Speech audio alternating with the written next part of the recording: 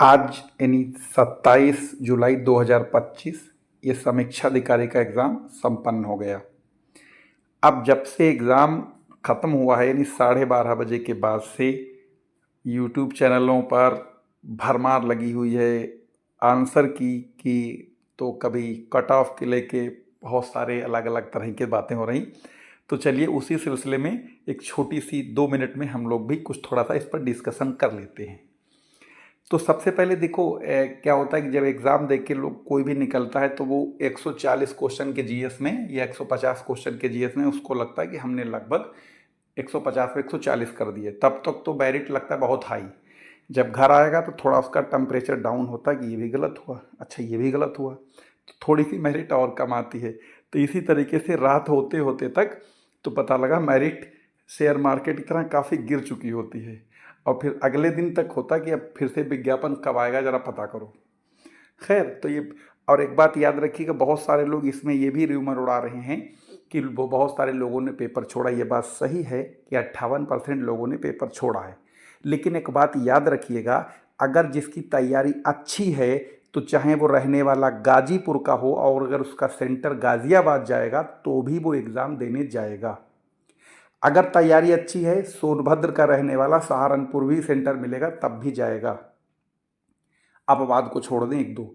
दूसरी बात, जो ये पेपर छोड़ने वाले होते हैं ये फॉर्म तो भर देते हैं, उसके बाद ये सोचते हैं जब एग्ज़ाम करीब आया तैयारी तो कुछ की नहीं, चलो पड़ोस में सेंटर मिला तो दे आएंगे या कोई दूसरा साथ में जाता हुआ तो दे आएंगे, अदरवाइज़ छोड़ देंगे। तो छोड़ने वाले पेपरों से कोई मेरिट के ऊपर कोई फ़र्क हमारी समझ में नहीं पड़ता है, तो ये बात ध्यान रखिए। अब हम लोग उससे पहले अब उसके बाद देख लेते हैं कि आखिर पेपर था कैसा। यानी थोड़ा सा अगर आप देखेंगे इसमें लगभग 10,76,000 लोगों ने फॉर्म भरा था।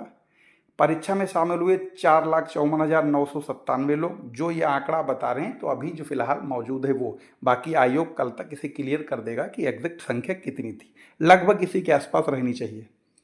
तो इसमें 58% लोगों ने पेपर छोड़ा और 42% लोगों ने पेपर दिया। अब हम लोग बात कर लेते हैं कि आखिर पेपर था कैसा।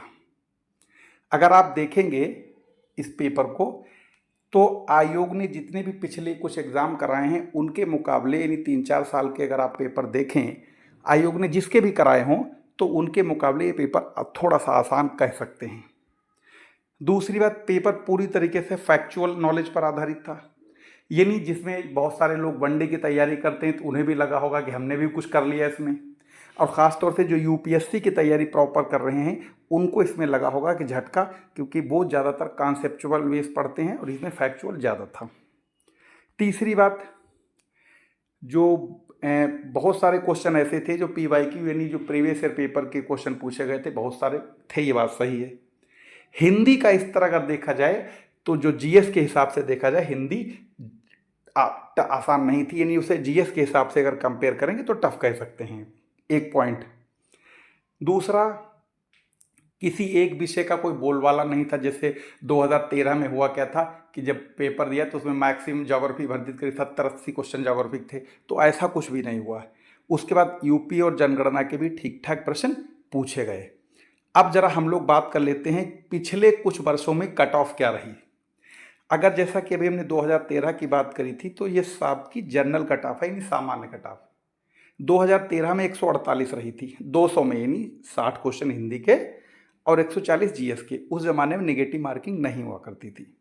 2014 में 142 रहा था कट ऑफ, 2016 में 129 रहा था, 2017 में 122 रहा था, यानी हिंदी और जीएस को मिला के है ये, और 2021 में 115 कट ऑफ रहा था, जबकि 2021 में नेगेटिव मार्किंग थी सब, ठीक है। तो कुल मिला के 2023 का जो एग्ज़ाम मिनी जो हुआ 2025 में, इसमें कट ऑफ क्या होना चाहिए, तो हर आदमी अपनी अपनी अलग अलग राय रख रहा है। तो उसी क्रम में अगर हमारे हिसाब से जो पेपर का है, यानी जो पेपर देखा, तो हमारे हिसाब में 130 के ऊपर होना चाहिए, यानी जैसे अगर हम कह सकते हैं 133 मान लो और प्लस माइनस 2 कर लो, यानी हो सकता है 129 131 हो जाए, 30 मतलब 130 और 135 के बीच में मेरिट होनी चाहिए, जनरल मेरिट। ये हमारा अपना अनुमान है, गलत भी हो सकता है। हम ये नहीं कर रहे हैं कि कोई हम बहुत बड़े दूरदर्शी व्यक्ति हैं, लेकिन हाँ, हमारे जो अनुमान ये कह रहा है कि काफ़ी एग्ज़ाम दिए, पेपर भी देखा ये, तो हमें ऐसा लग रहा है 130 और 135 के बीच का नंबर होना चाहिए। यानी जो लोग बता रहे हैं 140 और 150, ऐसा कुछ भी नहीं है। यानी मैक्सिमम अगर कुछ गई तो 135, वरना इससे नीचे रहेगी।